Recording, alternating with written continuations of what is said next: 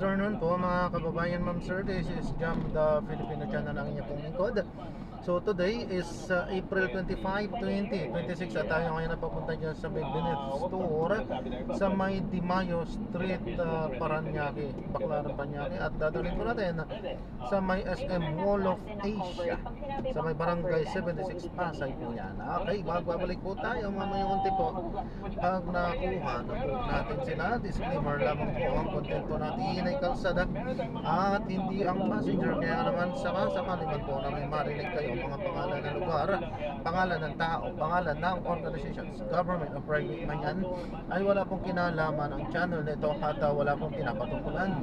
Lahat po ng pinag-uusapan dito ay pawang dito lamang po yan sa loob at wala pong pinapatungkulan sa labas. Yan, makinig tayo ng mga nagbabagong balita at talakayan na tayo pupunta doon yan sa ating take-up area. Ano ba ang best analogy para maintindihan ng mga kababayan natin yung CTR at STR transactions? Tough question. What is the best analogy for me? For me, to kasi ang dami yung mga labas ngayon sa social media. Hindi naman ibig sabihin na tumaan yung account na yan, tinago nila yan. Hindi naman ibig sabihin transaction flow, transaction count ay may corruption na. Tama po kayo. Ang best analogy ko dyan is nakatira ka sa isang subdivision. Pero malakad pa ito, gina? Di ba? Di ba? Kaya pa lang yun. Okay. Kasi nalito dyan yung harap. Nakatira ka sa isang subdivision. May bahay ka doon. Ikaw mga Homeowners Association President. Meron mga kapitbahay. Every week may dumadating na 50 vehicles labas-pasok dun sa kapitbahay mo. Every week. In buses. Dumadating. Pati mga klase, truck, limousine, van, tricycle, pumapasok sa garahe nila, yung malabas. Unang-una, hindi ka mapagtataka kung anong ginagawa ng bahay na yun. Bakit ang daming mga photo? Ibig sabihin ba nun, may ginagawa silang illegal dun sa bahay na yun? Not necessarily. Ibig sabihin ba nun, lahat ng photong dumadaan ay kumakarado sa garahe at sa kanya yun? Not necessarily. But as the Homeowners Association, you have every right to know.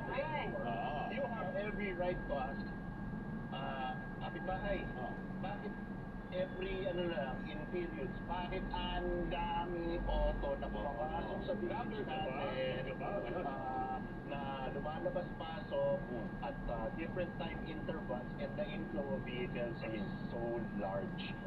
At least that question needs to be answered. Kaya kung sinabi naman niya, business mo yan, or etc. Kung maayos naman yung paliwanag, then great. But it takes an explanation. Yun po ang aking magaling na analogy. Diretso mo rin sa diretso natin. Walang budol. Alan Herman sa Herman Ka. Wala. So mga laskadora, itaas sa mga kamay ng ipinanap kahapon. Wala. Mga boss, di ba wala naman sa kaya naman kapag narinig natin na ang vice-president ng Pilipinas ay 2.78 million transaksyon tumaan sa kanyang mga bank account, ang mga declared net worth niya ay 88.5 million lamang. Hindi yan simple usapan ang mga nagsasaka nito. Hindi yan manitin. Fact yan. Hindi yan chismis. Check and verify yan. And math, as professor Pino, mga kaibigan, walang kinihilingan yan. Hindi yan dilaw, hindi yan pula, hindi yan asul. Numero yan. At ang numero hindi marunong magsinungaling. Pero syempre, kailangan ilagay sa tama at makatotohanang konteksto. So let's be fair. Meron tayong panata sa katotohanan. Siyempre, sa set ng 4 alas. Kaya panindigan natin. Tandaan, the Anti-Money Laundering Council does not declare guilt. CTRs or corporate transaction reports, routine, automatic yan. STRs o yung suspicious transaction reports, red flag warning yan. Pero hindi pa yan atol mga alaskadora. Pero ito yung tanong na ayaw manahimik. Kung may bulgar yan tungkol sa taong tunay na malinis at walang tinatago, sino magmamadali siya upang isigaw ang malinaw na paliwanag bakit ganun kalaki ang perang dumaan sa mga account niya? Kasi ganito yan. ordinaryong Pilipino, pag may pumasok na hindi mo may paniwalag na pera sa account mo, kampo pa lang kakabahan ka na. May tatawag, may magtatanong. 205. Hello po. Dito na po ako, ma'am. Sa may kanto po. Sir, sir, pasok ka sa sa loob, sir, kasya kotse dyan. Tatlo kasi sila. Kasya po ba dito?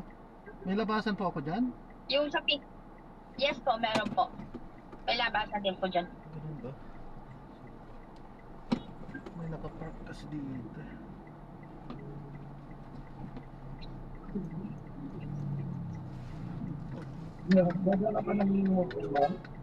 Di na kuya. Hoy, amo na ngayon. Tira sa account. Baka naman hindi ganun ka nakitira sa account. Hindi ito tanong na, hindi naman ibig sabihin, sa kanila yun eh. Hindi.